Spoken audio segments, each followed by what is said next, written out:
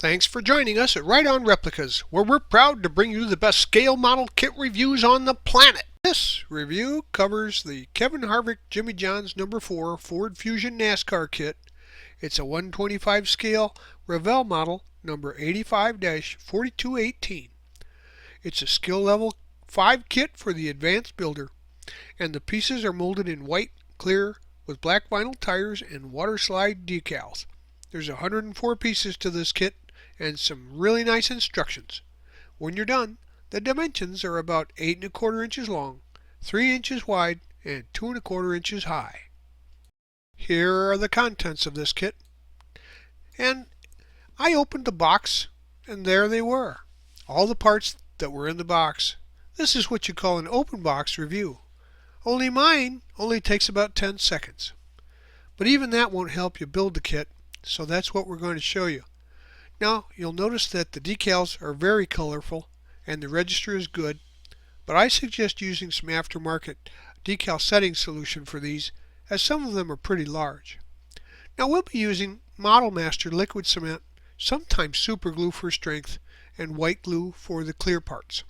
But as always, please follow the manufacturer's safety and use suggestions when using any of the products that you see or hear mentioned in the review. Construction starts with the engine, so we're going to put the left and right halves of the block together, and then of course the cylinder heads are attached to the top, and then the oil pan is attached to the bottom. Now the water pump is attached to the front of the engine assembly, and then that assembly is painted Testors aluminum. Now grab these pieces from the kit, and we're going to paint the fuel injectors, the unit there, gold, and then the fuel rails are aluminum, and they're detailed with a little bit of acrylic clear blue. Now we're also going to grab the alternator out of the kit and paint that aluminum, and then attach that to the water pump. And the main belt assembly is painted Model Masters flat black and attached to the water pump and the alternator. Now the left exhaust header is painted Testors steel color, and it's attached to the left cylinder head. Go ahead and get these parts out of the kit, and then the starter and the oil pump are semi-gloss black, and then attach the starter to the right side of the transmission and the oil pump to the right side of the oil pan, and the oil pump belt is painted flat black and then attached to the oil pump and the main belt assembly. Now the right exhaust header, you can paint that steel color and attach that to the right cylinder head. The front suspension and the chassis get painted flat white, and then both the coil springs and the rear coil springs for the front and the rear are painted Tester steel color, and the oil tank is painted aluminum. The rear shock is semi-gloss black, and both the front coil springs are attached to the front suspension, and then that suspension assembly is then glued into place on the chassis. Now the oil tank and both rear coil springs and the rear shocks are then attached to the chassis assembly in the rear. You should note that there is the copyright logo and script on the chassis, and for a contest version, or if you just want a good clean underbody, you're going to want to remove that with a sharp knife, a blade, and then smooth it out with some sandpaper. You can grab these pieces, and the rear axle front is then attached to the rear axle, and the rear axle assembly then is installed to the rear control arm assembly, and then the whole assembly is painted Testors flat white. Now the rear control arm assembly is glued to the chassis assembly, rear coil springs, and rear shocks. Now using these pieces, the drive shaft is painted steel, and then the drive shaft guard, rear track bar, and rear track bar brace are painted flat white. The drive shaft is slid through the chassis assembly and attached to the rear axle's front. Now the drive shaft guard is attached to the chassis assembly covering the drive shaft, and the rear track bar is attached to the rear control arm assembly. Now the rear track bar brace will be put into place at the rear track bar and the chassis assembly. Locate the A-arms and the brakes, and the left upper A-arm and the right are painted semi-gloss black, and then they are attached to the chassis assembly in their locations, and the right front brake and the left rear and right rear are painted tester steel. Now the left front brake and the right front brake can be attached to the front suspension on their their proper sides on the spindles, and the left and right rear brakes are attached to the rear axle on their left and right respective sides and positions. We are moving right along, and at this juncture we can install the chassis assembly and the engine assembly together with the drive shaft. Paint the exhausts, as you see here, a steel color, and add some detail paint to the ends with a little flat black to simulate some hollow pipes. And you can also, ream those out with either the tip of a hobby knife or even a drill if you're careful to put that in the center. Now the exhaust is then attached to the left exhaust header and the right exhaust header, and then to the chassis assembly. So you're going to glue the ends there up into position on the headers of the engine and then into position on the bottom of the chassis. Get these parts out now, and we're going to paint the firewall brace and the firewall flat white, and the tank and the brake master cylinder are steel, and then the pedal assembly is Model Master flat black. And so go ahead and paint those up and let them dry. So install the firewall tank, the frame brace, and the brake master cylinder to the firewall there. And on the interior side of the firewall, the pedal assembly is added to the passenger compartment side there. So grab these parts out of the kit next, and the seat and the gear shifter are painted gloss black, semi-gloss black, and the fire extinguisher is painted flat red, and you can detail that with some silver paint. Now the seat, the gear shifter, and the fire extinguisher are installed into the interior of the chassis assembly, and the firewall assembly is attached to the chassis assembly. So now the steering gear box can be painted steel color, and then it gets attached to the front suspension and the firewall. And I should mention that you need to make sure that you scrape off any paint or chrome plating for the glue joints where you're going to put parts together so that they'll get a good bond. The top of the fuel cell is painted flat white, and it gets attached to the chassis assembly, and the auxiliary oil tank line is painted flat gray and detailed with some aluminum. And then it also gets attached to the chassis assembly. Now find these parts in the kit, and the rear firewall and the kicker bar assembly get painted flat white, and the fuel filler tube is flat black and testers aluminum highlights. Now the kicker bar assembly is attached to the chassis assembly, and the rear firewall is then attached to the kicker bar assembly, and finally the chassis assembly. Now the fuel filler tube gets attached to the fuel cell top. Now this is a photo of the front view of the rear firewall, showing how the auxiliary oil tank line feeds through that. The right roll cage side then gets painted flat white, and you can attach that to the points on the chassis assembly. Now we can paint the rear roll cage section flat white, and then that gets slid behind the seat and attached to the right roll cage side on the right side there. With these pieces we'll paint the center support brace flat white also, and that gets installed into the interior of the chassis assembly. Now the air vent hose is painted flat black and then attached to the center support brace and the right roll cage side. Now the left side of the roll cage is painted flat white and detailed with some Model Masters flat black for the net. And then the left roll cage is attached to the chassis assembly and the roll cage rear. So locate the driver figure pieces out of the kit, and then we're going to assemble that. Of course, add the front and back of the body together, and the front and back of the head, and then the arms. position those so that they're about steering wheel length. Now we're going to paint the driver's body a flat black, and then detail that with some flat gray and aluminum. And the head assembly there is painted flat black and attached again to the body. And the driver's left and right arms are flat white and detailed with some semi-gloss black. Once the driver's paint is dry, you can add the decals to him.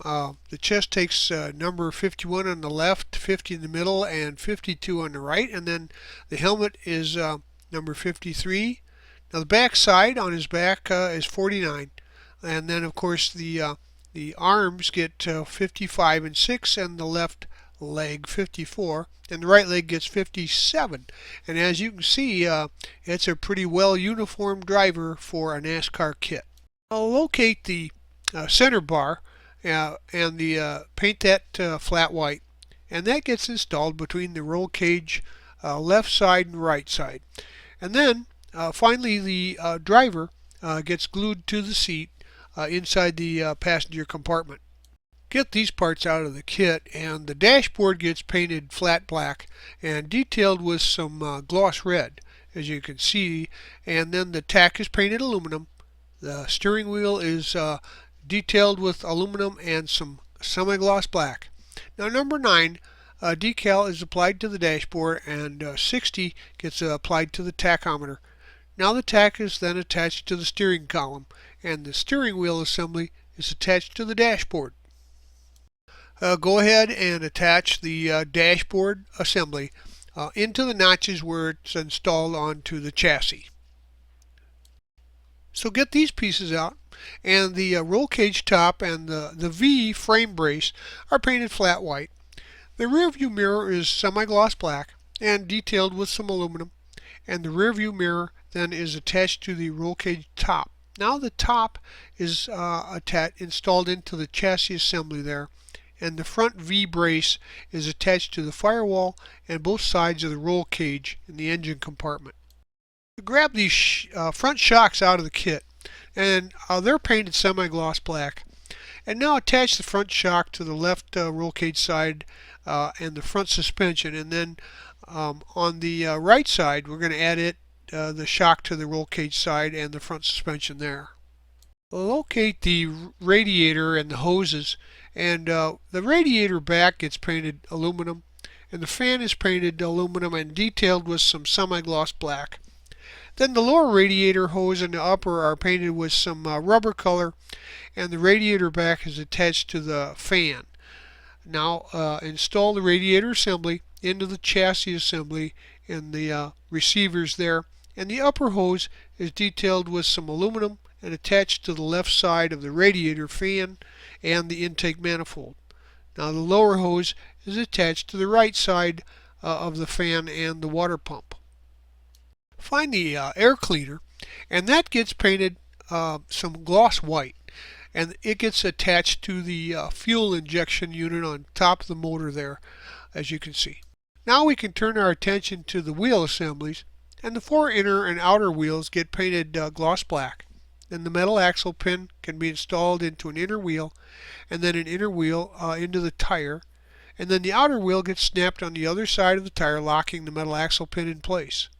Then scuff up the tread area with some fine sandpaper on a flat surface so they look like they've had a few laps. And then repeat the process, for all 4 tires. Now take the tires and install those to the chassis assembly. You shouldn't need any glue here to complete this.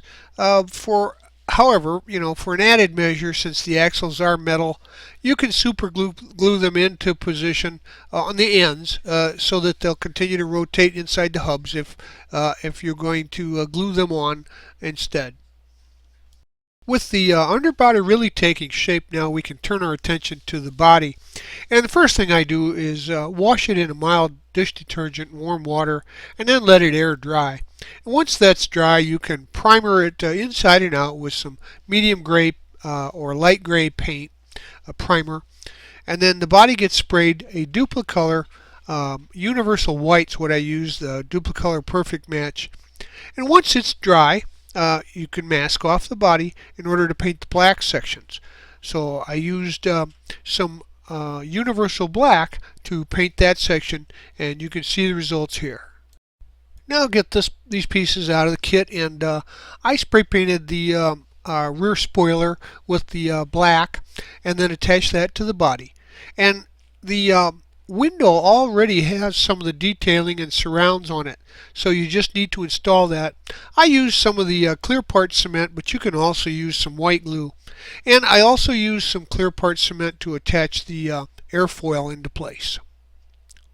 We'll locate the side windows and the quarter window there, and then the right and the right quarter and the left ones are now installed into the body with the clear part cement, and they fit in there pretty nicely, and they're all detailed with the surrounds, so there's no need to do anything with those except to put them into place with some of that clear glue. So I located these parts, the front windshield and the hood, and I sprayed the hood with some of that black, universal black, and then installed that onto the body assembly. You won't need glue there, it just sets in place.